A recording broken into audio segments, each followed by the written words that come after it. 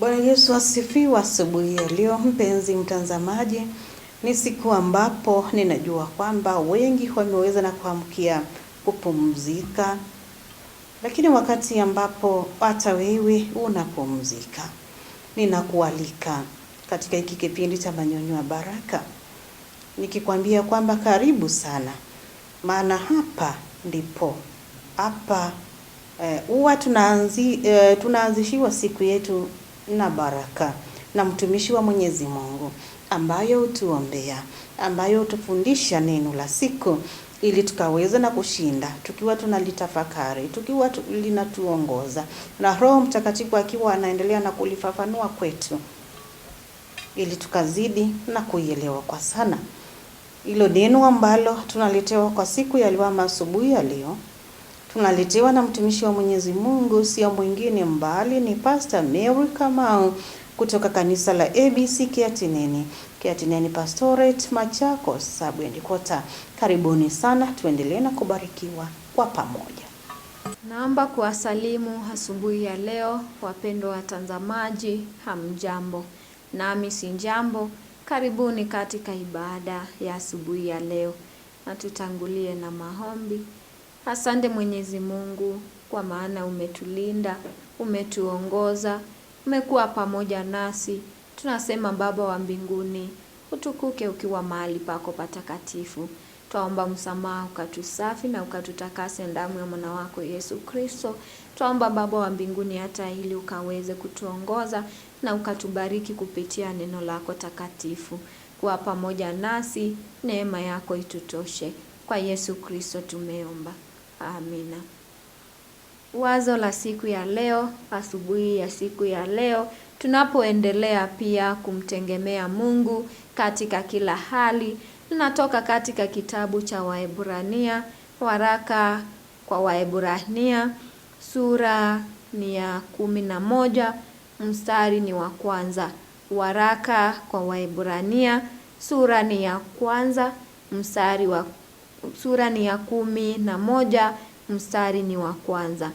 Basi imani ni kuwa na hakika ya mambo yatajiriwayo, ni bayana ya mambo yasiyoonekana. Ni bayana ya mambo yasiyoonekana. Bwana Yesu asifiwe. Imani inayoshinda, ama tunaendelea na kumtegemea Mungu kwa imani, tukijua ya kwamba anatupa ushindi. Kwa hivyo tunaambiwa imani huleta ushindi.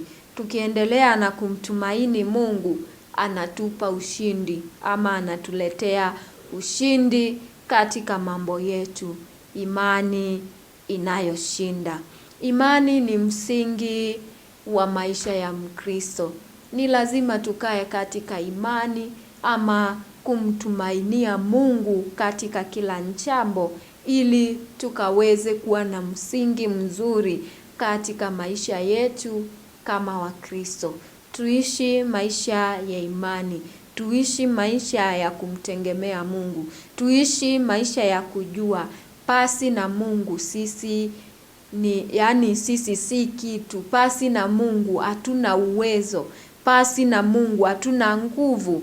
Lakini tukiwa na Mungu, tukimtumaini Mungu, tutakuwa watu wa kutegemewa na watu wa maana. Bila imani haiwezekani kumpendeza Mungu. Ni lazima tukae katika imani ili tukaweze kumpendeza Mungu. Bwana Yesu asifiwe. Na tujue ya kwamba Mungu anatuhimiza ili tukaweze kujua tegemeo letu ni yeye. Tegemeo letu katika kila jambo ni yeye. Tegemeo letu katika maisha yetu ni yeye. Ni kama tukiondoa Mungu sisi mbele ya Mungu, tukimuondoa sisi si kitu, sisi hatujui hata tutakuwa tunaitwaje, ama tutakuwa tuko wapi. Tukimuondoa tukimuondoa we are nothing.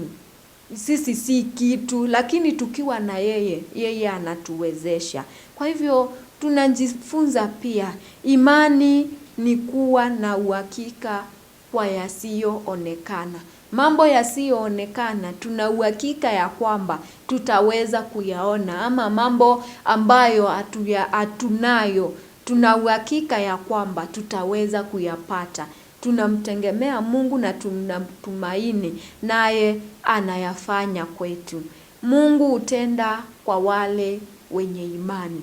Kwa hivyo ni lazima tuwe na imani. Hata tukiomba jinsi gani, hata tukiomba kiasi gani, hata tukiomba kila siku, kila saa, kila sekunde, kila dakika, na tukue hatuna imani, tunaambiwa ya kwamba maombi yetu hata yatakuwa kelele mbele ya Mungu, kwa maana hatutakuwa tunamtanguliza Mungu ama tukimtegemea Mungu tukijua ya kwamba yeye ndiye kila kitu. Mungu hutenda kwa wale wenye haki. Pia Mungu hujibu maombi kwa wale wenye haki.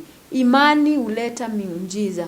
Mara nyingi huwa tunatembea ama tunaenda huku na huku, tunakimbia kwa waganga, tunakuwa tu watu ambao hawana msimamo, tunakimbia hapa na pale tukisikia miujiza ikitajwa.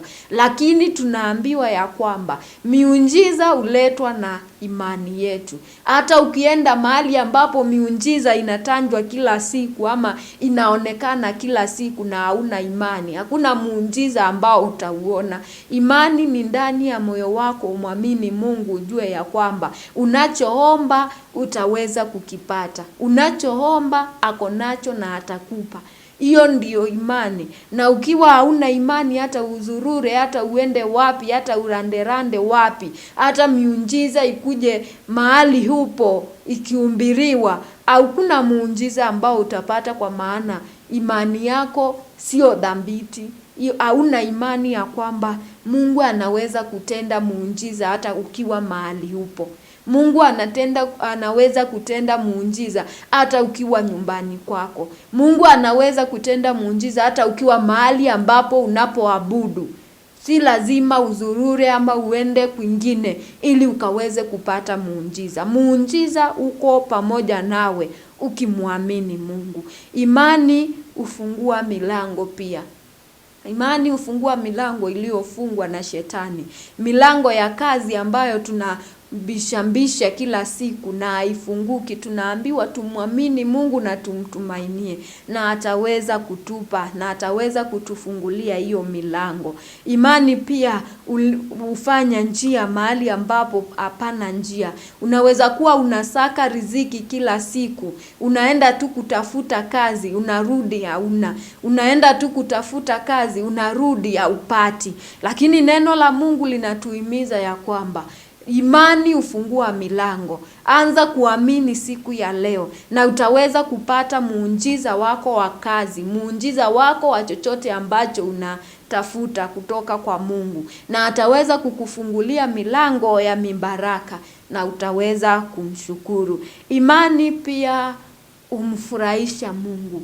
Tunapomwamini Mungu na kumtumainia Mungu ya kwamba yote yanawezekana kwake, ama yote ambayo tunataka yanapatikana kwake, Mungu anasema anafurahishwa nasi. Kwa hivyo imani humfurahisha Mungu. Tukae katika maisha ya imani ili tukaweze kumfurahisha Mungu zaidi na akaweze kutufungulia milango yetu. Wapendwa, tuamini hata kama hatuoni majibu bado. Tujue ya kwamba Mungu anafanya njia. Tusikate tamaa pia. Tuzidi kumwamini Mungu. Imani yetu itaweza kutuletea ushindi. Imani ni msingi wa maisha ya Mkristo. Tukae tukijua hivyo na tukae tukimtumaini Mungu na tukimwamini Mungu, naye atazidi kuyanyoosha mapito yetu. Mungu atubariki na ambariki neno lake. Amina. Na tuombe.